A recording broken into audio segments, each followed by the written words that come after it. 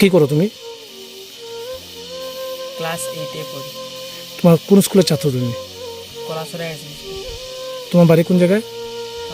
আমার বাড়ি কলাছড়া। তো কোনটা তোমার ঘর? এইটা। এটা ওই গ্রাম পঞ্চায়েতের নাম কি? এডিসি ভিলেজের নাম কি? কত নম্বর ওয়ার্ড জানো? 4 নম্বর ওয়ার্ড, দেওরাচড়া এডিসি ভিলেজ।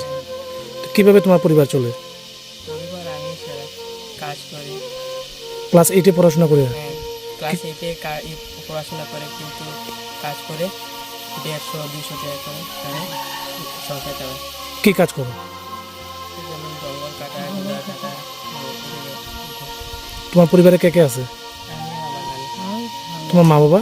না, তো তোমরা কি বিপিএল না এপিএল? একই আমার। তোমাদের কি রেশন কার্ড আছে? না, এই আধার কার্ড আছে? না, তুমি তো মানে উপজাতি, তোমার কি এসটি সার্টিফিকেট আছে? কিছু নাই। তো তুমি কি চাইতেছো এখন? আমি চাই আমার নানি আর আমার যদি কাগজপত্র সব ঠিক হয়ে যায়, তাহলে আমি স্কুল খুব মন দিয়ে পড়বো, পড়াশোনা করতে খুব ভালো লাগে। তোমার নানি কি মানে বৃদ্ধ ভাতা পায়? না, তোমার কি পড়াশোনা করার ইচ্ছা আছে? হ্যাঁ, খুব মন। পড়াশোনা করতে ভালো লাগে? হ্যাঁ, ভালো লাগে। আজকে তুমি স্কুলে যাওয়া হয়েছিল আজকে? হ্যাঁ, তো আজকে কাজে যাও নি? না, যেদিন স্কুলে যাও না সেদিন কাজে যাও। কাজ করতে কোন জায়গায় যাও? গ্রামে আগে যাই। তো এই যে তোমার এই অবস্থা, তুমি গ্রামের চেয়ারম্যান প্রধান তাদের কাছে কোনোদিন গেছো না? গেছি, তাই মানে তারা বলেছে যে করে দিব বলে আর কিছু করে না। কোনো সাহায্য করে না? তোমার নানি কি সুস্থ? সুস্থ আবার মানসিকভাবে আমাদের এটা হলো কলাছড়া এলপি স্কুল। এটা দেওরাছড়া এডিসি ভিলেজের অন্তর্গত। তো আমাদের স্কুলের একজন স্টুডেন্ট, তার নাম হলো লক্ষ্মণ ওরাং। তো ক্লাস 8-এর স্টুডেন্ট। আমাদের স্কুলে সে ক্লাস 1 থেকে পড়ছে। তো সে খুব ছোটো অবস্থাতেই তার মা বাবা মারা যায়। তারপর থেকে সে খুব কষ্ট করে পড়াশোনা করছে। তার ঠাকুমার সঙ্গে, উনি বৃদ্ধ অসহায়, উনি তাকে দেখাশোনা করছেন, কিন্তু কোনো আর্নিং মেম্বার নেই পরিবারের মধ্যে। ওনার খুব কষ্ট হচ্ছে এবং সে স্কুলে রেগুলার আসতে পারছে না, কাজ করতে হয়।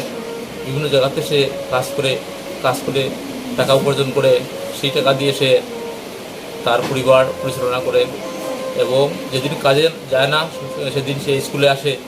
তার পড়াশোনাতে আগ্রহ আছে এবং সে চাচ্ছে যাতে আরও সে পড়াশোনা করতে পারে, উচ্চশিক্ষা লাভ করতে পারে। কিন্তু অর্থনৈতিক অবস্থা খারাপ থাকার জন্য সে পড়াশোনা করতে পারছে না। তাই যদি এছাড়া তার পারিবারিক যে রেশন কার্ড, সেটা অ্যাক্টিভ নয়, সেটা অনেক দিন থেকেই সেটা নাই। এছাড়া তার ঠাকুমার আধার কার্ড নাই। তার জন্য তারা সরকারি যে সুযোগ সুবিধা সেগুলো পাচ্ছে না।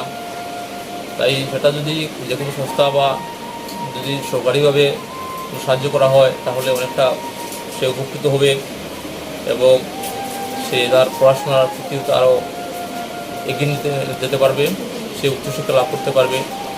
তাই আমরা চাই, আমাদের বিদ্যালয় কর্তৃপক্ষ চাচ্ছি, যাতে সরকারের তরফ থেকে হোক বা যে কোনো সামাজিক সংস্থা যদি সেদিকে হাত বাড়িয়ে দেয়, তাহলে তার অনেক উপকৃত হবে। তার দিদিমার ঠাকুমার বয়স কত? তার ঠাকুমার বয়স তো 70-এর কাছাকাছি হবে। বৃদ্ধ ভাতা কি পায়? বৃদ্ধ ভাতা এখন পাচ্ছে না ডকুমেন্টের জন্য। তাদের পরিবারের কি রেশন কার্ড আধার কার্ড রয়েছে? পরিবারের তার রেশন কার্ড যেটা সেটা অ্যাক্টিভ নয়, সেটা অনেক আগে থেকেই সেটা বন্ধ হয়ে আছে। সে কোনো চাল পাচ্ছে না, তার জন্য কষ্ট হচ্ছে, অনেক দাম দিয়ে চাল কিনতে হচ্ছে। তার মানে তার রেশন কার্ডও নেই, আধার কার্ডও নেই। আধার কার্ডও নেই। আধার কার্ড জন্য তো সে তো উরাং ফ্যামিলি, যেহেতু তার সে তো উপজাতি পরিবার, তার কি মানে এসটি সার্টিফিকেট আছে? তার এসটি সার্টিফিকেট নেই, এসটি সার্টিফিকেট সে বের করতে পারছে না। তো তার পরিবারে তারা দুজনেই, সে লক্ষণ আর তার দিদিমা, তার দিদিমা আর সেই এক পরিবারে পরিচালনা করছে। একমাত্র সেই এখন তার পরিবার পরিচালনা করছে। কিভাবে পরিচালনা করে?